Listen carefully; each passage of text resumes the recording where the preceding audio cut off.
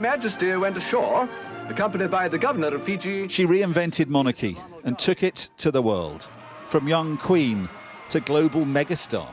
She was incredibly popular. I mean, she was like this multimedia star. Her lifetime of travels would circle the planet 40 times over.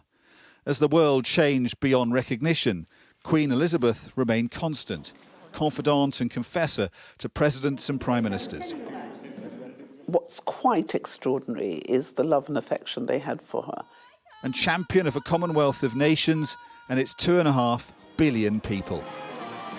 The ability to come to your level and tell you that you are doing a good work meant almost everything to me.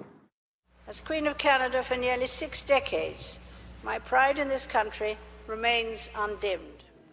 We've become used to seeing the Queen on the world stage, but it was a role she envisaged even before being crowned.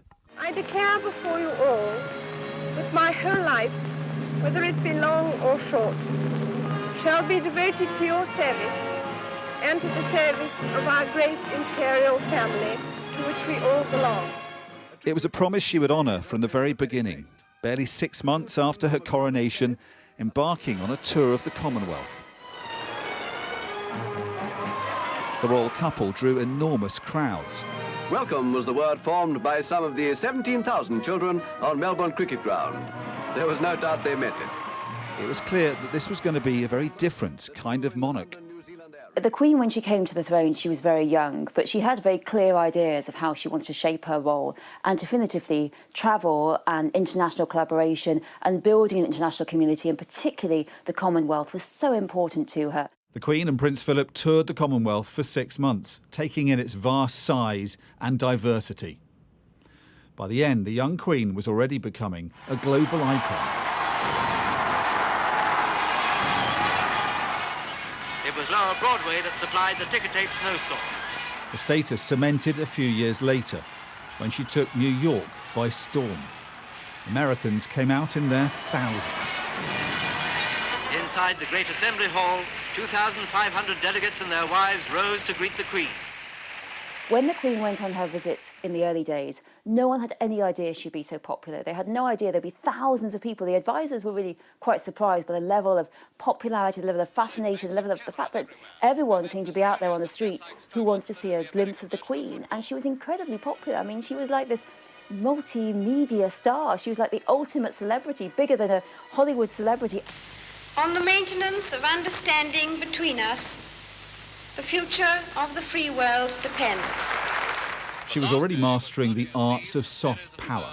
Her personal chemistry with leader after leader would prove one of her most effective assets.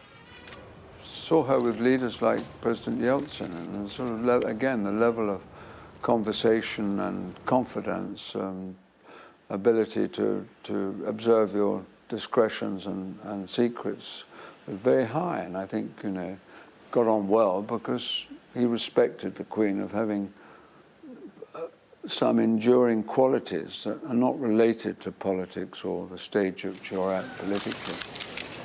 Very few could claim to be on an equal footing with the Queen. Nelson Mandela was one. I mean, she could speak very frankly with him because he was a prince in his own tribe, so in that sense he had an easy way with the Queen. He's the only head of state I've ever heard call the Queen Elizabeth. At home, the Queen hosted world leaders, some of them less savoury than others, but treated them all with the same decorum and royal welcome. Her role was far from just ceremonial. She had a diplomatic importance with a global reach and depth politicians could only dream of. We in Britain have often underestimated the immense impact that the Queen had on the whole of the world. With America, she'd met 14 US presidents. Nobody in the world, not even in America, has met 14 presidents. And then taken a place like Ireland. She was pivotal in bringing about that rapprochement between Britain and Ireland in 2011. So a hugely understated but very significant influence globally. The monarchy continues. The monarchy will always continue. That's what it's designed to do. But will anybody coming in now have that same clout, that same footprint on world history. Obviously not. The Queen and Duke of Edinburgh. Driving the Queen's ambition above all was a passion for the Commonwealth, to see something good rise out of the end of empire.